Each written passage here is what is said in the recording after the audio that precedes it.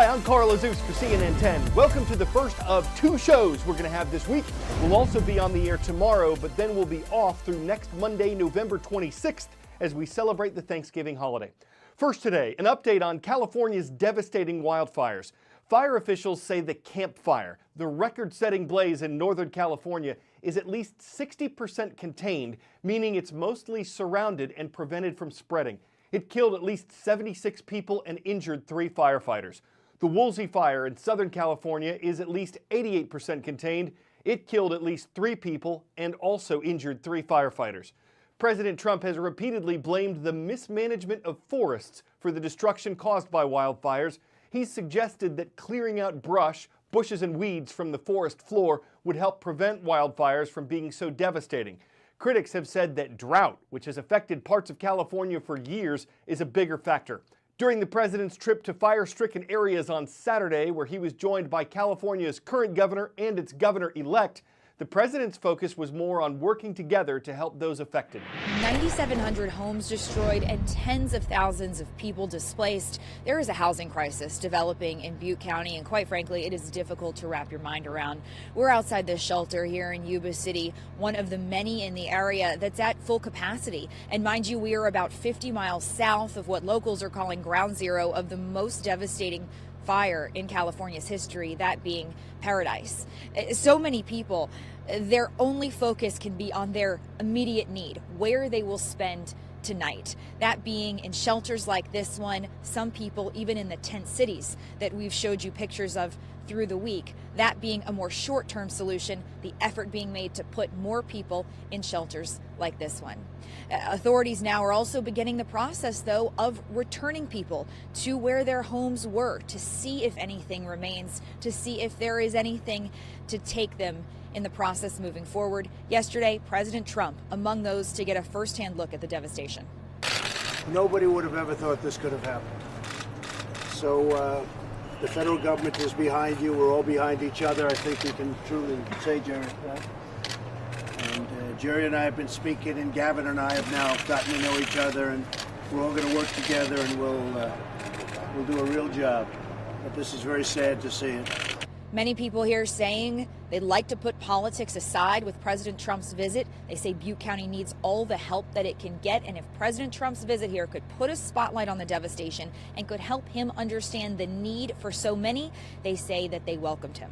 In the meantime, authorities are also working to comb through this list of nearly 1,300 names of people unaccounted for. They caution that this list is dynamic, as we have seen it rise by the hundreds some days, but they also advise that 714 people whose names were previously on that list have been accounted for. They say if you have the opportunity to look at that list, if you're familiar with the area, please do. They say if you see a name on there that shouldn't be there, if someone is safe and you know it, please let authorities know, because in the meantime, they are working to comb through each name to ensure everyone's accounted for. America's opioid crisis gets a lot of attention in the media, including on our show. But a new health report from the University of Washington points to alcohol as being more deadly.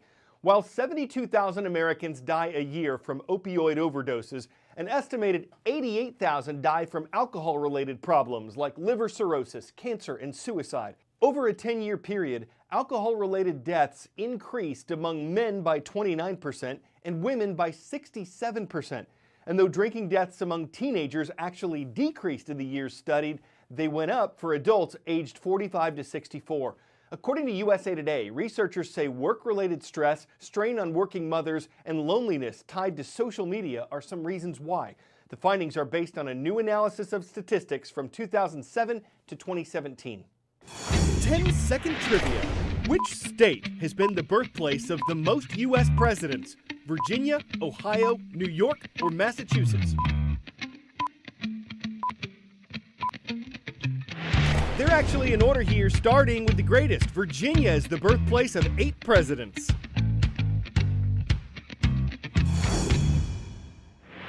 And Virginia is one of the 2 states where e-commerce company Amazon is planning to install its HQ2, its second headquarters. The company is based in Seattle, Washington. It announced plans for a second base more than a year ago.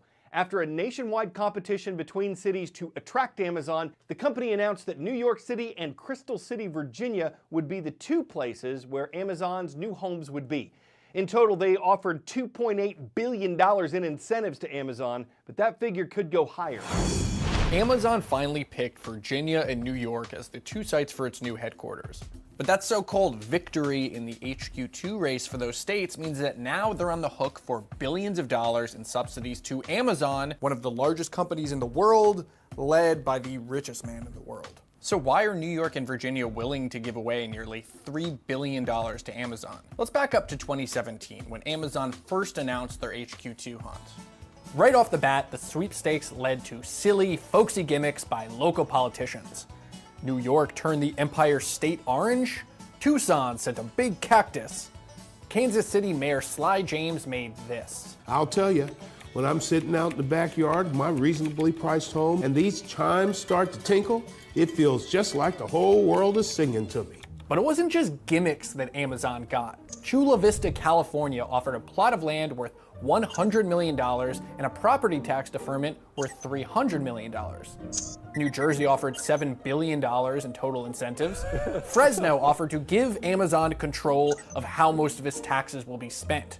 Just give them control. And Chicago had maybe the most insane offer. It proposed taking 50 to 100% of Amazon employees' income tax for 10 years and just giving the tax to Amazon. But look, just like Amazon wasn't the first company to sell stuff online, it sure isn't the only company to try to get as much public financing as it could. You could see it with the public funding of sports stadiums, or film and TV productions that have gotten billions in subsidies from states like Atlanta, New York, and Louisiana. We offer the greatest financial incentive that you can find in the world.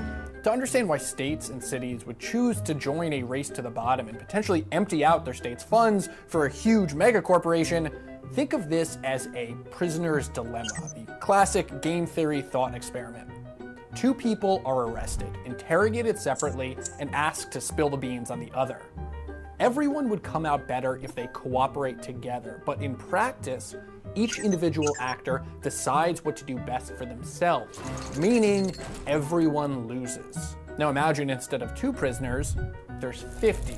And let's call those prisoners states. Each state would be better served if no one state would give in, but ultimately, each state is guided by their own self-interest. Look, Amazon didn't create this problem, but what they are trying to do is put a friendly face on it, make it this fun thing that cities can compete for. The city of Birmingham is using giant Amazon boxes to try to get Amazon's attention. Well, that's a dangerous precedent to set, especially because we know these deals are contagious.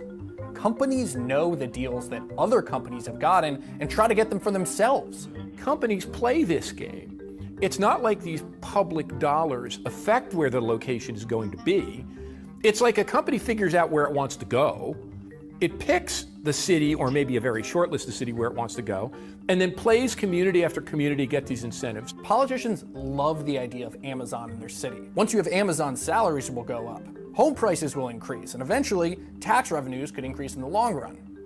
But what's to love for the taxpayers who actually have to foot the bill, whose money for roads and schools and firefighters, health insurance is being diverted to the pockets of some of the most profitable corporations in the world? And won't those corporations' employees, when they move into their new home, need to use those same resources too? If this is a competition, who's winning?